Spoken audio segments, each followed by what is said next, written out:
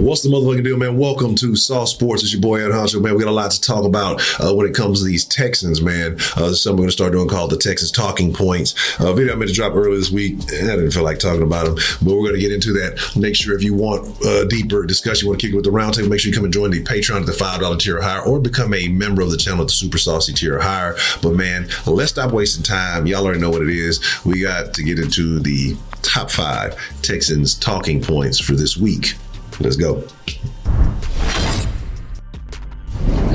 So y'all know how top 5s go, 5 down to 1. And these are Texas talking points. There's really no order of importance, honestly, but it's 5 things that I think the conversation has been centered around this week. Number 5, though, Keke Coutee had some, I won't say game-changing plays last game, but definitely didn't help. But I got a question about Keke, because Keke was so promising, his rookie year. Like, how is it that he's gotten worse, it seems, as he's been in the organization longer? And honestly, not just Keke, I would say there's a couple of players that you may question whether they've gotten better or worse, since they've come into the league or since they've been a part of this team. And I want to know your thoughts. What do you think it is? What's going on with Keke? Does he remain on this team? Do you think it's a wrap for him? Does he ever get out of the doghouse? Let me know in the comments below how you feel about Keke Coutee and his status with the Texans, man. But again, he's a guy that I think I liked. I know Spitz was a fan coming out of Tech. And I thought he was a guy that could contribute after seeing his first goal, in the playoffs. Like, he was a contributor. And then kind of after that, I don't know if he lost the mojo or what it is. My thoughts on the Texans when it comes to developing talent outside of the first round. It's been kind of sketchy. I just want to know. I would love for this guy to be a contributor. Again, coming from the house, being, from Texas. You want to see Texas players do good, but I don't know if he has much of a future left with this team. How many more chances do you get? Let me know your thoughts on that. But let's go ahead and get to number 4 of the Texans talking points for this week. So number 4 is a guy we've talked about quite often, especially, after a certain individual leaving, we figured it's time just got to step up to do some things that maybe he hasn't done so far in his career, and that's Will Fuller. And one of those things that we were expecting from Will is to stay healthy. I think they said Will played 63% of the snaps last game, 0 targets. A lot of people talked a big game about Will Fuller being the number 1 coming in. I know there are people say, well, between him and Cooks is 1A, 1B. I think if you don't have a clearly defined number 1, then you don't have a number 1 at all. But again, I'm being negative when I say certain things, but a lot of this has come to fruition. Again, I told you I was going to take a little while for the Texans to develop into the team that they could possibly be. But we don't know until we see it. But Will Fuller is a key piece of that. And we've seen how this offense has gone in the past when Fuller is available and when he's not. And again, it's kind of an unfortunate situation as to where can you count on the guy. I believe it was a questionable hamstring situation. And, he's been kind of tentative this week on it. But it's like, is this a guy that you're going to be able to count on? He's yet to give you a full 16. It's already kind of looking like that's not going to happen. I'll give him credit for playing in the games, but if you're not fully available, then that's an issue. And we saw kind of in the first game, Cooks was kind of questionable. That's something we've talked about with this receiving core. With the absence of a certain individual who was always healthy. That these things would have an impact. But I just don't understand, a guy who's supposed to even be considered your number 1 receiving no targets. How is that a thing? Anyway, let's go ahead and get into the 3rd Texans talking point. But I do want to know your thoughts on what's up with Will, man. Let me know in the comments below. Because again, Sauce Nation, you guys are the freshest motherfucking ingredients. I want to know your thoughts. I want to know what you feel on a lot of these. And we're going to bring back the comment of the day back. So make sure you're leaving a comment. Start taking good comments and adding those into the video. Because again, your flavor counts, I guess you call it. Let's get to the 3rd thing. Now.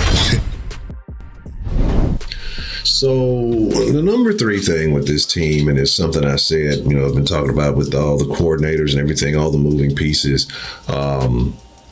consistency. I'm very concerned about the lack of consistency with this team. And why I say that is if you look going back to all the playoff teams last year, they're all doing, all the AFC teams, just off the top of my head, I haven't paid attention to the AFC, but all the AFC teams that were in competition last year are back at it, except for the Texans. Tennessee's back in the mix. The Bills are doing well.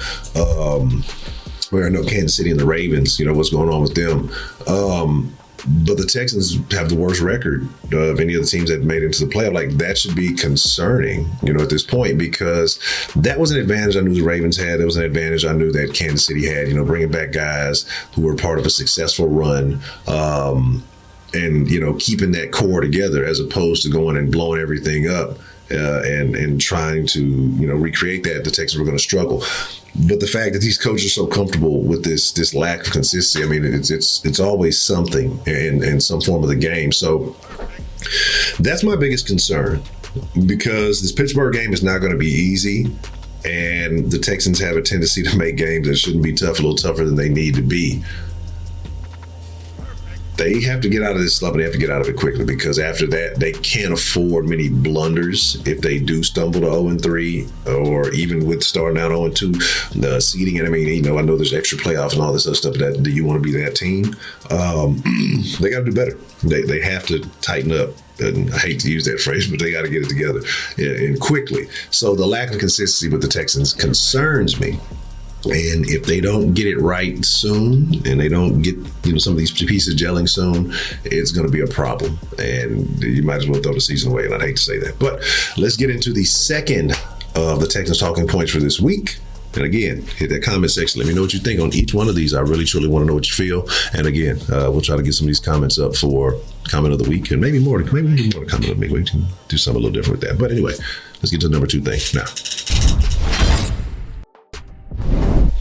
Now, this number 2 is going to ruffle a couple of feathers. Some people may agree, some people may disagree. And it's not really a statement, it's more of a question. So actually, I want to know your answer. I think that there'll be varying opinions on this. But my question is, after they showed some stats of Patrick Mahomes and Deshaun Watson and Lamar Jackson, and during that Ravens game. And I was looking at the touchdown to interception ratio, and I forgot exactly what the stats clarified, but Deshaun Watson's was significantly higher. And we know we have this conversation, and brought this up with the Ravens fans and things like that.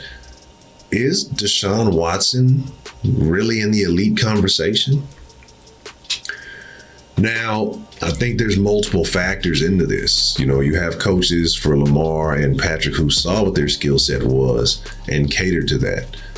You had a guy in Bill O'Brien who saw what Deshaun Watson was able to do his rookie year and then went against the grain and decided not to build onto that, but to try to break him and put him into a different mold.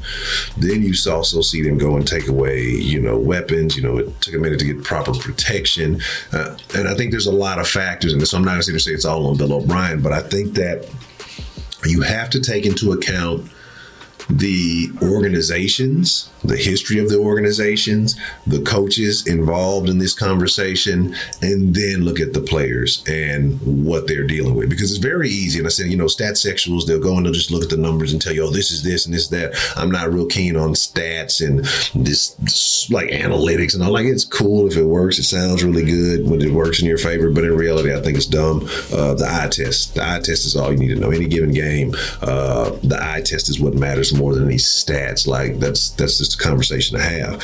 But when you go in and you look at the situations that these guys have been put in, of the 3, I don't think either of the other 2 guys have been put in a situation as tough as Deshaun's and have had to deal with some of the roster upsetting and turmoil that others did, and then also about having somebody to kind of fall behind, to maybe watch for a little bit and, to kind of figure it out. So I want to know your thoughts. Again, I'm not saying here or there. These are talking points. I'm not really trying to give my opinion either way. But, if you comment something, I'll let you know my thoughts more so in the comments. But I'm a Deshaun fan. It's the best thing we've had at quarterback in a Texans uniform.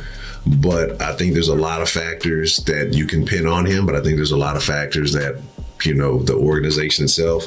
And again, I just want to know what you think. Y'all let me know. Hit that comment section. Let's get into the number one Texans talking point that really stood out to me after last week's game. And we'll have some new videos coming up real soon, if not the same day as this video, getting on the Steelers stuff. We will be at the pregame. We will have a pregame for the Steelers. Make sure an hour before the game. Again, make sure you hit that like button, subscribe, become a member of the channel, all that stuff. Support the sauce. But let's go ahead and get to that number one point. And of course, with these top five, we have a bonus. There's always a bonus, so make sure you stay tuned after the number one point, because it's something else I want to speak on. But with that being said, let's get this number one thing right now.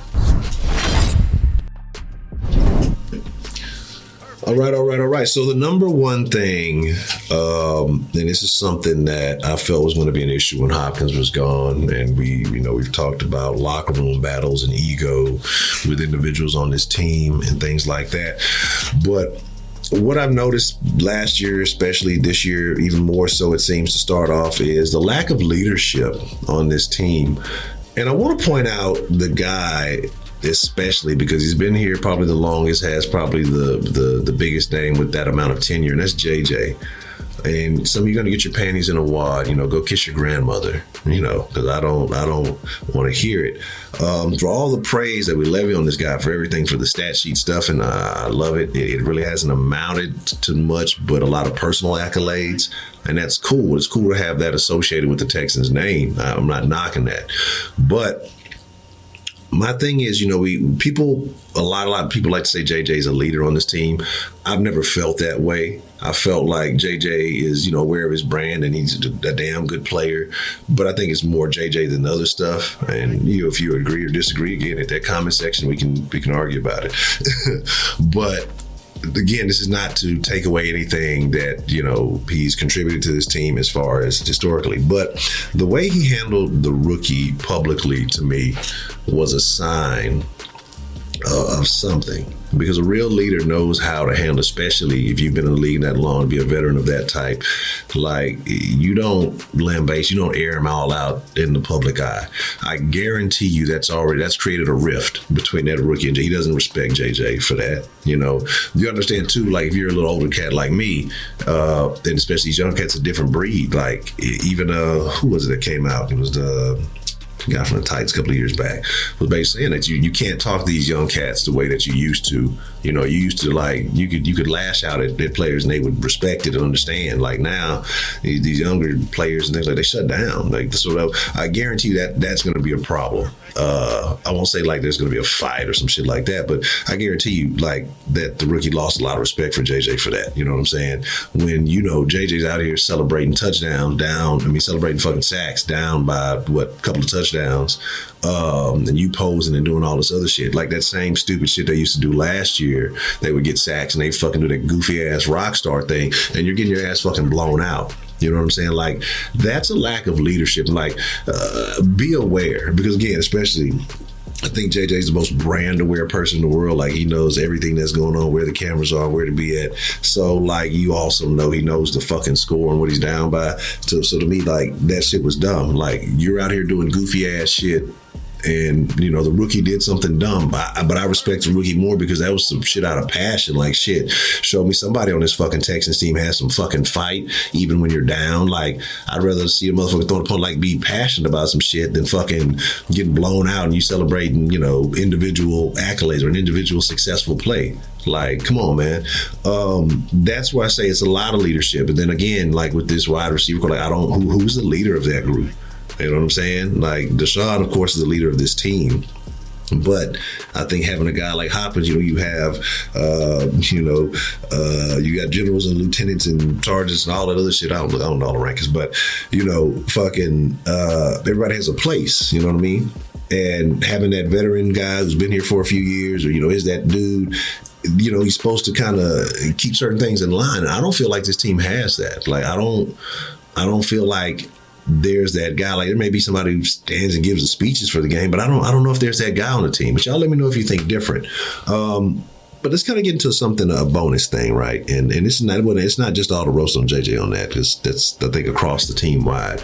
There's a lack of player accountability. Like, this is not even about, I know it trickles down. You imitate leadership, but there's a point where the players have to hold themselves accountable too, because those are the names on the back of the jerseys that you're talking about. You're the ones doing the celebratory shit and all that. So I think that shit needs to get fixed up.